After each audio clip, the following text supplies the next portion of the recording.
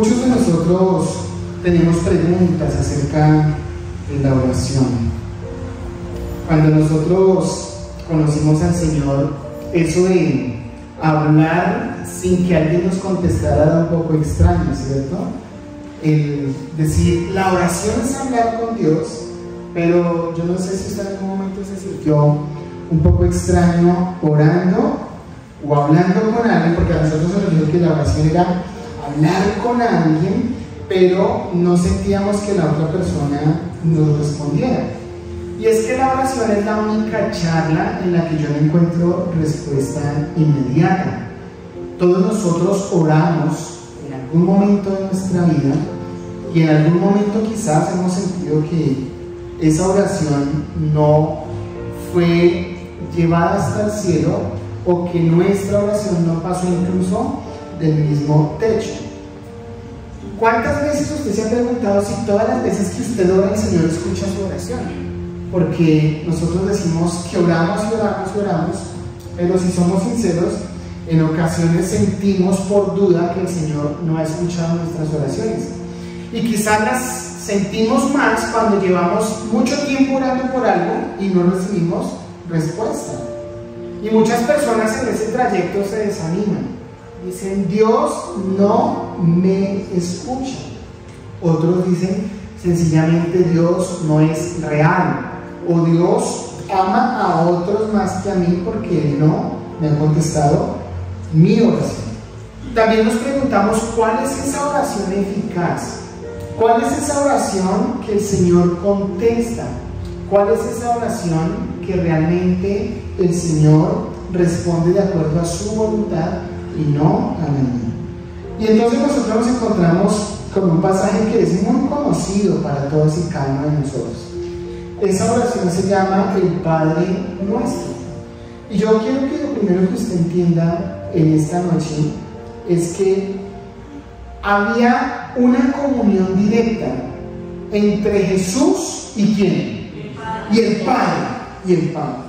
Y lo primero que tenemos que entender es que si Jesús oraba siendo Jesús, ¿qué nos esperará a nosotros que somos unos simples hombres y mujeres?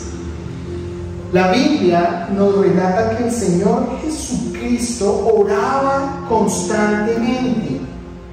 Ahora, Él es el Hijo de Dios. Él es el Hijo de Dios. Y si Él oraba constantemente, ¿qué querrá decir eso para nosotros, hoy como cristianos, como sus seguidores? Que nuestra oración también debe ser de manera constante. ¿Qué será orar sin cesar? ¿Es una oración que fluye solamente en las mañanas o solo en la noche? ¿O solamente mañana, mediodía y noche? La pregunta sería, ¿cada cuánto nosotros estamos hablando con el Señor? ¿Cada cuánto usted habla con su pareja durante el día? Hay algunos que trabajamos juntos, ¿cierto? Trabajamos de pronto en la misma empresa, tenemos el mismo emprendimiento, trabajamos desde casa, porque ahora se volvió algo muy común trabajar desde casa. ¿Y nosotros con nuestra pareja hablamos estrictamente lo necesario? No. Nuestra palabra, nuestro diálogo con nuestra pareja es algo que es constante. Usted no solamente habla con su pareja en la mañana y en la noche. Usted todo el tiempo se preguntan cosas, se dicen cosas, se cuentan cosas. Y de esta misma manera deberíamos nosotros tener nuestra comunión con el Señor. Ahora, hay momentos en los que lo hacemos en voz alta y otras veces en las que lo hacemos allá en lo privado. ¿Usted ha orado alguna vez en el Transmilenio? ¿Ha orado en su trabajo? ¿Ha orado en el baño? ¿Ha orado camino a comprar lo que necesita en el mercado? ¿Ha orado de camino a venir a la iglesia? ¿Ha orado saliendo de la iglesia? ¿Ha orado en todo tiempo y en todo momento? Si eso es así, quiero felicitarle porque usted y yo estamos pareciéndonos al modelo de Jesucristo y reconociendo nuestra total dependencia del Señor. ¿Sabe cuál es el riesgo más grande que puede correr un cristiano? El sentir que no necesita la oración para vivir día a día. Si yo siento dentro de mí que no necesito orar, porque con lo que hago ya simplemente agrado a Dios, estoy cometiendo el error más grande de mi vida. La Biblia me dice que Jesucristo, siendo el Hijo de Dios, oraba constantemente. Y hay algo muy bonito aquí en este texto, y es que la oración de Jesús, su rutina de oración, sus momentos de oración, ¿a quién inspiró? ¿A quién inspiró según el texto? ¿Con quién se la pasaba Jesús? Con sus discípulos. ¿Quiénes lo vieron orando y orando y orando y orando? Sus discípulos. Y es tan bonito porque sus discípulos les dicen: Maestro, enséñanos a orar. Ahora la pregunta aquí sería: ¿a nosotros nos ven orar? ¿Somos inspiración para nuestros hijos para orar? ¿Somos inspiración para que otros oren? Esposos, tu esposa te ha visto orar de tal manera que la hayas inspirado para que ella ore. Esposas han inspirado a sus maridos para que ellos también tengan esos tiempos de oración. En estos días escuchaba un testimonio de un pastor y decía: mi esposa todos los días sacaba un tiempo y se iba a orar. Decía: yo soy sincero, y a veces decía: ven mi amor y oras por mí, ora por la iglesia. Y yo me quedaba viendo fútbol, me quedaba viendo televisión, hasta que un día sentí vergüenza con ella, porque su oración constante me hizo sentir que yo no estaba orando lo suficiente y poniéndome al mismo nivel de ella. Y mis hermanos, la oración constante inspirará la vida de otros para que puedan orar de la misma manera que tú lo haces.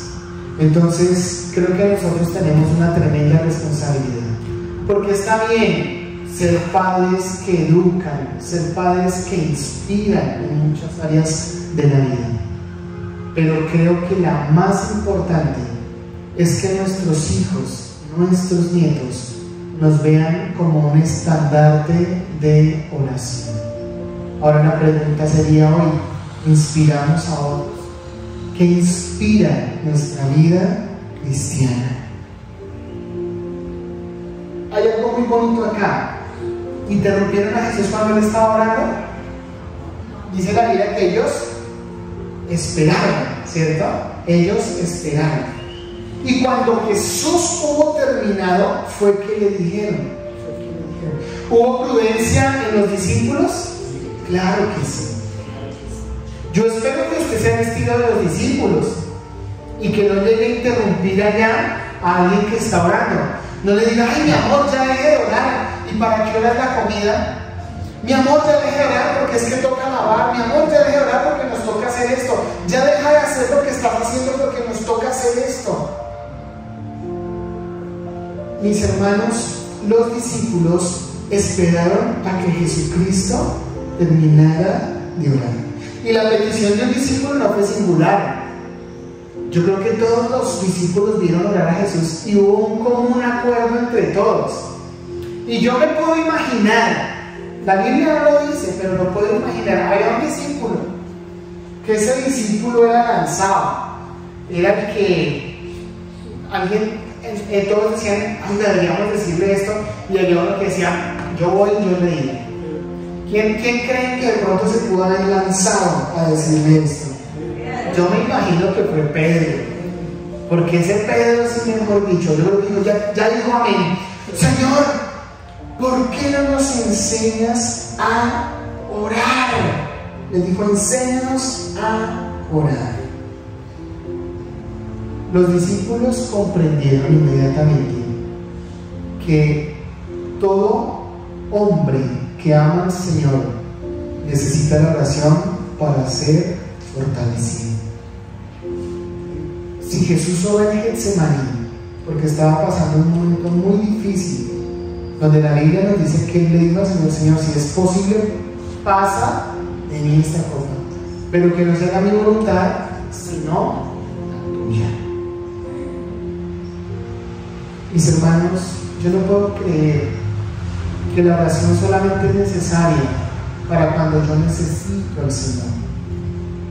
porque quiero que usted sepa que hay cristianos que solamente oran cuando necesitan algo de Dios, solamente oran porque necesitan pedirle algo al Señor o cuando están en problemas. Incluso hay cristianos que le dicen al Señor en su oración: Señor, otra vez soy yo, otra vez metí la pata, otra vez tengo un problema, Señor, está pasando esto. Pero nuestra oración de gratitud, de alabanza, esa oración que glorifica el nombre de Dios, es constante en nuestra boca. Mis hermanos, Jesucristo empieza ahora sí a dar un modelo, una forma, una estructura de la oración. Pero no quiere decir que esta es la única forma en que se puede hacer, porque si esto fuera así y lo hubiéramos asumido de manera repetitiva y dijimos que la oración es una charla, es un entrar en confianza, en intimidad con Dios, donde yo le cuento todo lo que me pasa, donde yo le manifiesto a Él mis errores, mis debilidades, mis fracasos, pero también mis sueños, mis anhelos, mis necesidades, no puede ser la misma todos los días.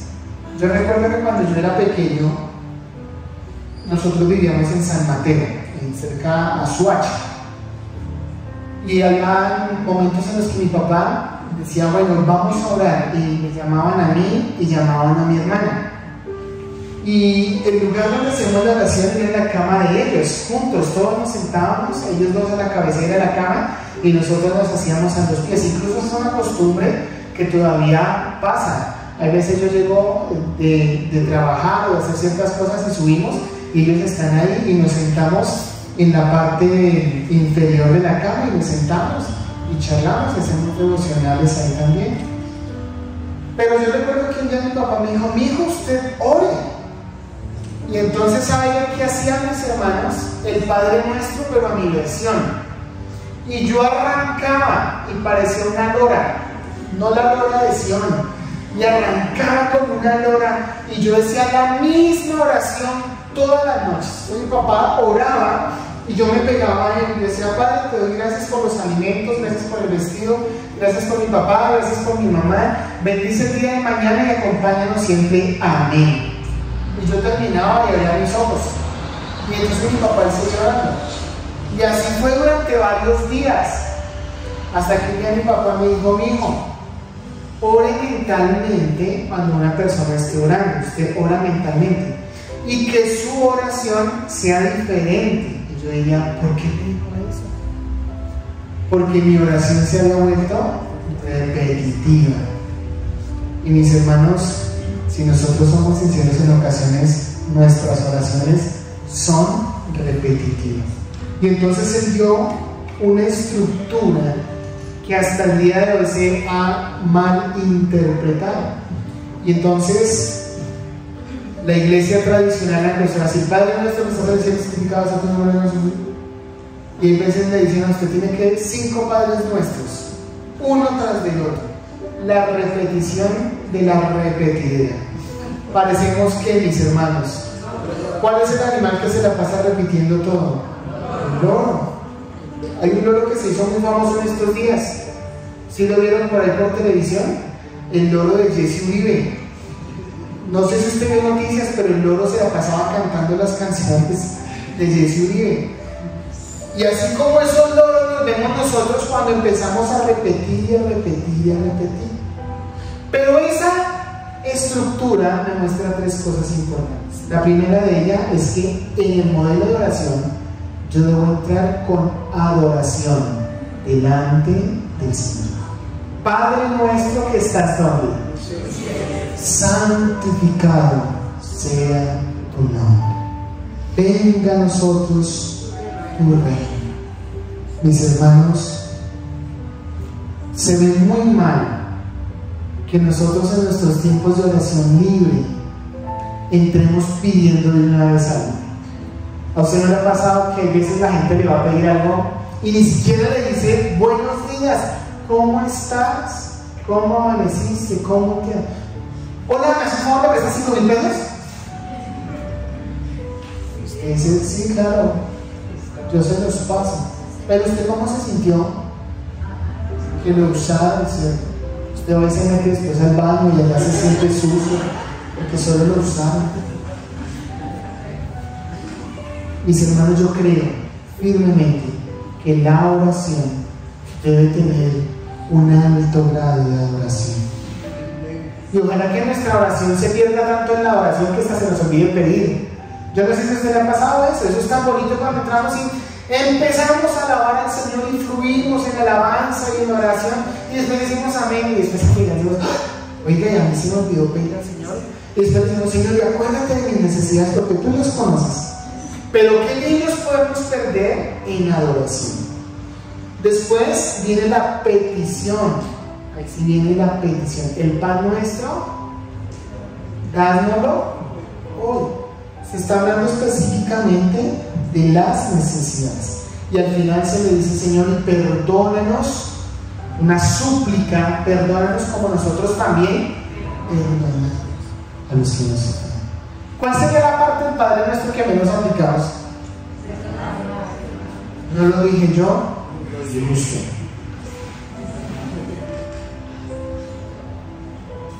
Sin embargo, no quiere decir que siempre sea así, porque hay momentos, mis hermanos, donde usted necesitó levantar un momento, mejor dicho, ya, de una necesidad inmediata. Pero como dijimos que oramos constantemente, ¿cierto? Entonces normalmente nosotros tenemos una necesidad inmediata y le decimos, Señor, ayúdame con esto. Pero previamente, ¿qué hice yo temprano en la mañana apenas me levanté? Adoré. Le dije, Señor, oye, qué bonito pudiera hacer esto, que nosotros nos levantáramos y lo primero que hiciéramos en la mañana fuera solo adorar, para que después usted tenga el tiempo para poder pedir cosas durante el día al Señor y decirle, Señor, necesito esto, y Señor, ayúdame con esto. Y mis hermanos, algo que nosotros tenemos que entender es que no es la única estructura, pero sí es una estructura que nos dio Jesucristo, es una estructura que deberíamos aprovechar al máximo. Sin embargo, el Señor no quiere oraciones llenas de estructuras. Quiero decirle eso. ¿Cómo oraba el fariseo? Una oración estructuralmente tan bien armada que los que lo escuchaban, que decían, qué buen hombre, es un hombre piadoso, quisiera ser como. Mientras el otro allá botando mocos y lágrimas, que decía, Señor, perdóname porque soy un pecador. ¿Y cuál oración escuchó el Señor? ¿La que se engalardonaba de estructura o una oración que salía de lo profundo del corazón? Nunca confundamos una cosa con la otra. El Señor nos dio un modelo de estructura de oración que debe ser aplicado todos los días de nuestra vida. Pero mis hermanos, también tenemos que entender que una estructura no hace que mi oración sea escuchada, porque ¿de qué me sirve estructura cuando hay orgullo en mi corazón? Qué bonito es poder tener una estructura clara, pero con humildad en mi corazón, para poder tocar el corazón del Señor. Y después el Señor empieza a dar una parábola, ¿cierto? Después que empieza a decir, ¿quién no tiene un amigo? ¿Y a qué horas va ese amigo? Oiga, qué amigo tan cansón, ¿cierto? No se le ocurrió ir a otra hora. Pero ese amigo tiene otro amigo más cansón que le llegó a ese otro a la medianoche. ¿Usted sí se dio cuenta de eso? O sea, si se oiga, qué importuno el que vaya a molestar al otro que ya está durmiendo. Pero hay otro más importuno que le llegó a la medianoche y levantó a ese para ir y pedirle panes a su otro amigo en la casa en donde ya estaban durmiendo. Un horario bien complicado. ¿Usted qué hace a las 12 de la... Eso no es de la noche, ¿cierto? Es de la madrugada, porque ya son las 12 y ya es AM. ¿Usted qué está haciendo a esa hora, mis hermanos? ¿Quiénes se acuestan temprano? Levante la mano los que se acuestan a las 8 de la noche. ¿No?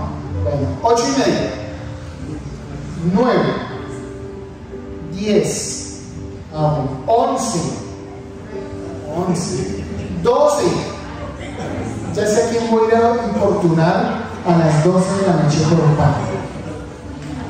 Y dice la palabra que aquel hombre fue. Oiga, ¿cómo es la estructura de una casa?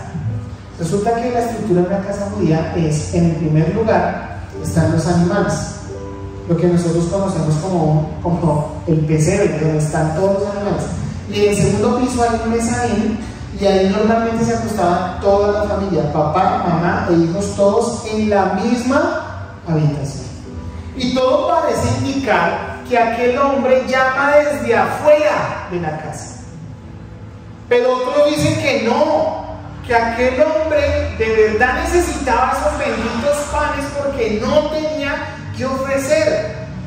Y entonces se nos muestra que aquel hombre pasó por entre las vacas, con mucho cuidado para no despertarlas, porque vaya y dice usted una vaca a las 12 de la noche, ¿qué pasa? Pise una oveja, ¿qué hace? ¡Ve! Pise un burro, ¿cómo hace? Ay, así digo. Y dice que llegó hasta la puerta. ¿Y qué le dijo el amigo? Lo siento mucho, mi chinito, pero ya el chuzo está cerrado. No me puedo levantar a darle lo que usted necesita. Pero dijo el Señor que al final de la persistencia de ese hombre, su amigo tiene que darle o le terminará dando lo que esa persona necesita. Entonces, ¿saben qué? Jesucristo les está diciendo, hay una estructura, se debe más o menos orar así. Pero lo más importante es que ores con audacia y con persistencia. Porque cuando tú oras y clamas así, entonces se te dará. Porque el que busca, ¿qué, mis hermanos? El que llama, se le ¿qué? Se le abrirá. ¿Sabe algo? Jesús está planteando que quien pide, recibe. Y yo no sé si a usted le dirá eso, pero a mí sí. Porque yo entiendo que Jesucristo ha escuchado todas las oraciones que han salido del corazón suyo. ¿Sabe? Él ha visto esas oraciones sencillas. Hay oraciones sencillas. Usted va y usted vio a alguien que llegó a la iglesia.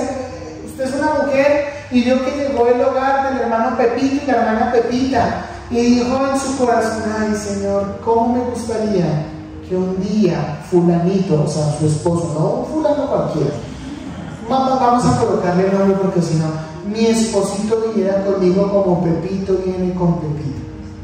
Fue una oración que tuvo estructura, pero fue una oración que salió del corazón.